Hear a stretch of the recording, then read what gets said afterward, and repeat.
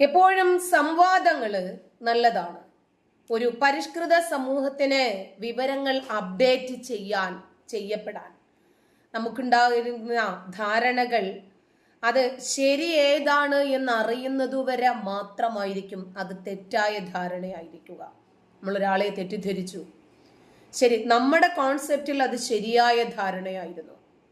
ശരിയായ ഒരു ധാരണ കിട്ടുന്നതുവരെ അത് കോമൺ ആയിട്ട് തെറ്റായ ധാരണയായിരുന്നു. അപ്പൊ ഇപ്പോ നമുക്കൊക്കെ ചില ദൈവവിശ്വാസങ്ങളോ അതല്ലെങ്കിൽ നിരാസങ്ങളോ ഒക്കെ ഉണ്ടാകും. ഒരു പക്ഷേ ആജീവനാന്തകാലം മരണം വരെ ഒരാൾക്കും ആ സ്ഥായിയായിട്ട് അങ്ങനെ തന്നെ നിലനിന്ന് പോകണം എന്ന ആഗ്രഹമില്ല. അത് വിശ്വാസികളായിരുന്നാലും നിരീശ്വരവാദികളായിരുന്നാലും. ഇപ്പോഴത്തെ നമ്മുടെ ബോധ്യത്തിനനുസരിച്ചിട്ടാണ് നമ്മൾ സഞ്ചരിക്കുന്നത്.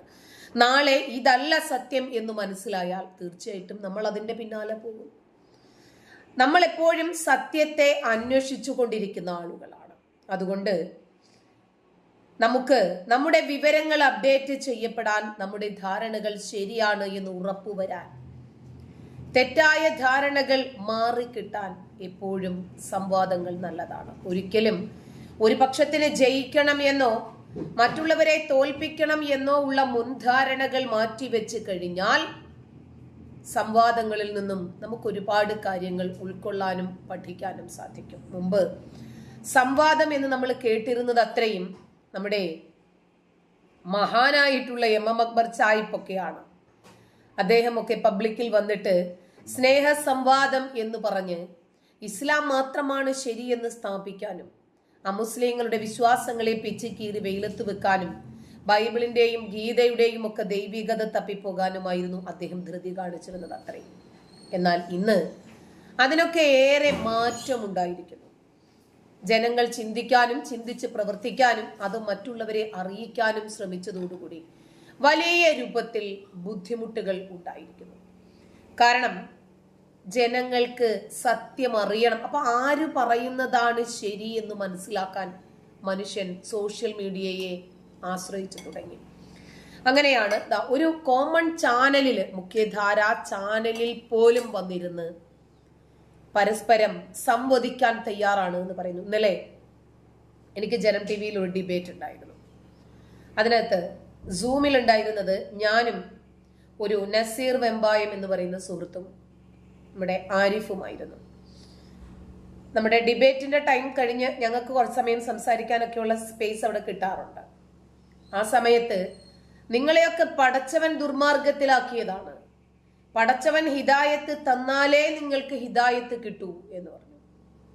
ഞങ്ങൾ രണ്ടുപേരും ഒരേപോലെ പറഞ്ഞു, നിങ്ങൾ വരൂ, ഞങ്ങൾക്ക് ഹിദായത്ത് ഉണ്ടാക്കി തരൂ, സംവാദത്തിന് ഞങ്ങൾ റെഡിയാണ്. ഞങ്ങൾ രണ്ടുപേരും ഒരു ചാനൽ കൊണ്ടു നടക്കുന്ന ആൾക്കാരാണ്.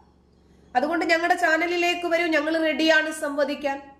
നിങ്ങളുടെ ഏത് പുരോഹിതനെ വേണമെങ്കിലും വിളിച്ചോന് നിങ്ങൾക്ക് വരണോ, വന്നോ, വിഷയം പറഞ്ഞോ, മോഡറേറ്ററിനെ ഫിക്സ് ചെയ്തോ, ഒരു ഡേറ്റ് പറഞ്ഞോ, നമുക്ക് സംവദിക്കാം. നമുക്ക് സ്ഥായിയായിട്ട് ഇങ്ങനെ തന്നെ മുന്നോട്ട് പോകണമെന്ന് ആഗ്രഹമില്ല എന്ന് അഡ്വാൻസ് ആയിട്ട് പറയാൻ കാരണം അതാണ്.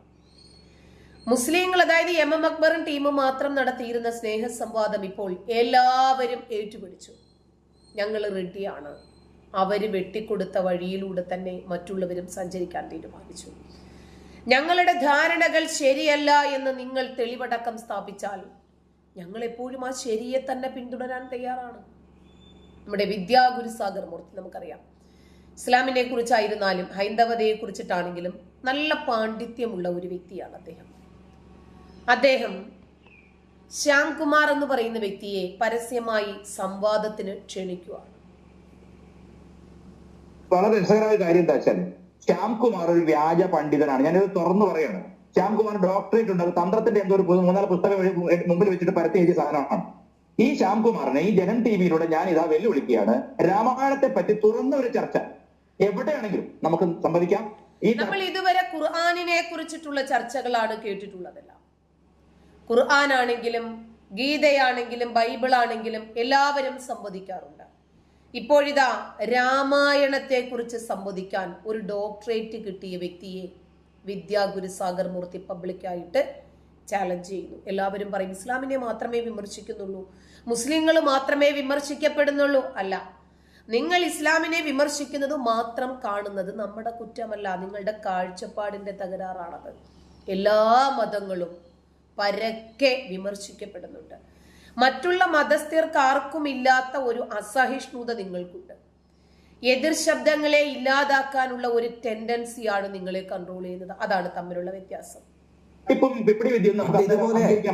പണ്ട് ഇതുപോലെ നമ്മുടെ ശിവസ്വാമിയെ വെല്ലുവിളിച്ചാണ്, പിന്നെ അദ്ദേഹം ഇങ്ങോട്ട് വന്നു. വെല്ലുവിളിച്ച നിങ്ങളല്ല എന്റെ ചേട്ടാ, ഞാൻ കാശില്ലാത്ത ഒരാളാണ്, വേദി ഒരുക്കുന്ന സംഘടന എനിക്കില്ല. നിങ്ങളെ പോലുള്ള മാധ്യമങ്ങളുടെ സഹായത്തോടെ ചെയ്യാൻ പറ്റുള്ളൂ, അല്ലാണ്ട് എനിക്ക് ഒറ്റയ്ക്കൊന്നും ചെയ്യാൻ പറ്റില്ല. അന്ന് വരാതെ പോയതാ.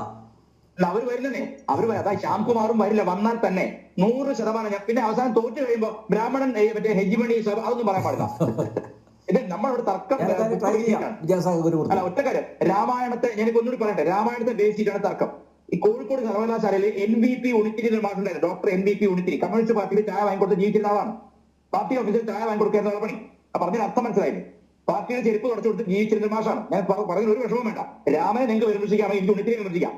ഉണിത്തിരി രാമായണ പഠനവും മറ്റും എന്നൊരു പുസ്തകം എഴുതി, പണ്ട് 90s രാമായണ പഠനവും മറ്റും. ആ പുസ്തകത്തിൽ പറഞ്ഞതല്ലാതെ ഒരു പോയിന്റ് പോലും ശ്യാംകുമാർ ഈ ലേഖനങ്ങൾ എഴുതിയിട്ടില്ല. അതിന്റെ അർത്ഥം ഇത് ശ്യാംകുമാറിന്റെ ചിന്താ മണ്ഡലത്തിൽ വിരിഞ്ഞ ചില കുസുമങ്ങളൊന്നുമല്ല. NVP മാഷയുടെ പുസ്തകം അവിടെ എടുത്തു വെച്ചിട്ട് ഇവൻ എഴുതി വെച്ച സാധനങ്ങളാണ് ഈ മാധ്യമത്തിലൂടെ ചർച്ച ചെയ്തിരിക്കുന്നത്. ആരുടെ ഒപ്പോസിറ്റ്, അയാൾക്ക് എഴുതാനുള്ള സ്വാതന്ത്ര്യമുണ്ട്. ഞാൻ അയാളെ ഒരിക്കലും എഴുതണ്ടെന്ന് പറയില്ല, കൈവിട്ടെന്ന് ഞാൻ പറയില്ല. സാഹിത്യ അക്കാദമിയുടെ അടുത്തൊരു പുരസ്കാരം ഉറപ്പാക്കിയിട്ടുണ്ട്. ഇപ്രാവശ്യം പുരസ്കാരത്തിൽ അർഹരായവരുടെ യോഗ്യതയൊക്കെ താങ്കൾക്ക് അറിയാലോ. അതെ, വ്യാജ ചെമ്പോല നിർമ്മിച്ച വ്യാജ ചരിത്ര പണ്ഡിതൻ രാഘവാര്യര്. നോക്കണം, രാഘവാര്യരെ പോലെ ഒരു, എനിക്ക് തോന്നുന്നു അവന്റെ ക്യാരക്ടർ നമ്മുടെ ഒഥല്ലോയിലാണെന്ന് തോന്നുന്നു. ഒഥല്ലോ ഒരു ക്യാരക്ടർ ഉണ്ട് നമ്മുടെ മലയാളത്തിൽ, അത് കളിയാട്ടത്തിൽ പനിയനായിട്ട്. പനിയനെ പോലാണ് ഈ രാഘവാര്യർ. കൂടെ നിൽക്കുന്നു എന്ന് തോന്നിപ്പിക്കുകയും പിന്നിൽ നിന്ന് കുട്ടികൾ ചെയ്യുന്ന ഏറ്റവും വലിയ നീചനാണ് ഈ രാഘവാര്യർ. ചെമ്പോല കേസൊക്കെ മുന്നോട്ട് പോയിരുന്നെങ്കിൽ പല ആളുകളും ചെമ്പ് തെളിഞ്ഞു പോയനെ. GN പിള്ള അവാർഡ് വൈജ്ഞാനിക സാഹിത്യത്തിന്, ഇസ്ലാമിക ഫെമിനിസം, ഉമ്മുൽ ഫൈസ, അവർക്കാണ് അവാർഡ് ഇപ്രാവശ്യം. നമ്മളെ ബിന്ദു ടീച്ചറെ ഭർത്താവ് വിജയരാഘവൻ അറബി സാഹിത്യത്തിലായിട്ടാണ്, ഇസ്ലാമിക് സ്റ്റഡീസിലാണ് ഡോക്ടറേറ്റ്. അത് മനസ്സിലാക്കിയോ? CPM വിജയരാഘവൻ. നമ്മുടെ ബിന്ദു ടീച്ചറെ ഉന്നത വിദ്യാഭ്യാസ തലയിൽ വീട് കൊണ്ട് നടക്കുന്ന ടീച്ചറിലെ ഹെഡ് ഇൻ മൈ ഹൗസ്.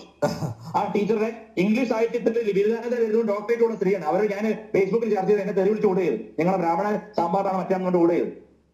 മനസ്സിലായില്ലേ? അതുപോലെ അവരുടെ ഭർത്താവ്, ഇതിപ്പോ പറഞ്ഞിട്ടുള്ളൂ, അവരുടെ ഭർത്താവിന് പോലും ഇസ്ലാമിക സാഹിത്യത്തിലാണ് ഡോക്ടറേറ്റ് ഉള്ളത്. അപ്പൊ ഞാൻ പറഞ്ഞതിനർത്ഥം ഇത് already been hijacked.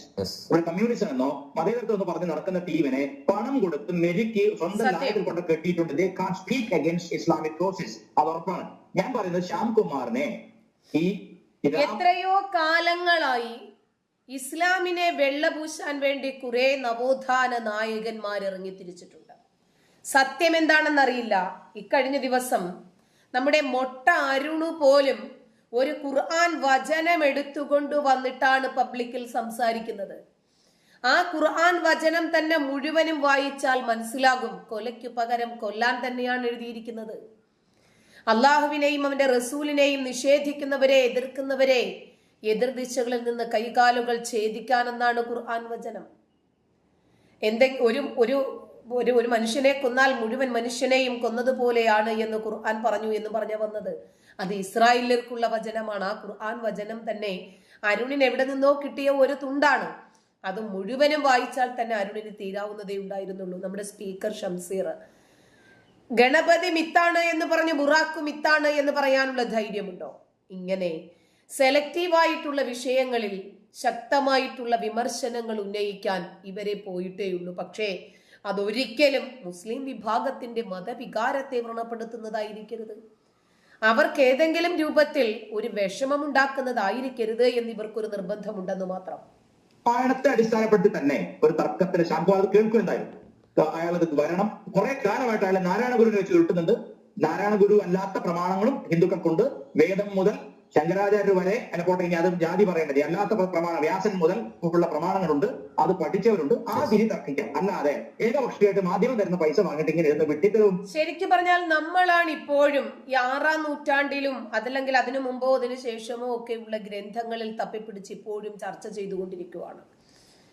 Vaikom Muhammad Basheer പറഞ്ഞതുപോലെ പുര കത്തിക്കൊണ്ടിരിക്കുമ്പോഴും പ്രവാചകന്റെ മലമാണോ മാലിന്യം, മൂത്രമാണോ മാലിന്യം എന്ന രൂപത്തിൽ റിസർച്ച് ചെയ്തുകൊണ്ടിരിക്കുന്ന ഒരു ജനത എന്ന് പറയുന്നത് പോലെ ഇപ്പോഴും മതമാണോ, മതഗ്രന്ഥമാണോ, മതഗ്രന്ഥത്തിൽ വള്ളിയുടെയും പുള്ളിയുടെയും കുത്തിന്റെയും കോമയുടെയും പിന്നാലെ പോകാനാണ് നമ്മളിപ്പോഴും മത്സരിച്ചു കൊണ്ടിരിക്കുന്നത്. കാരണം നമുക്കിപ്പോഴും നേരം വെളുത്തിട്ടില്ല. നന്ദി.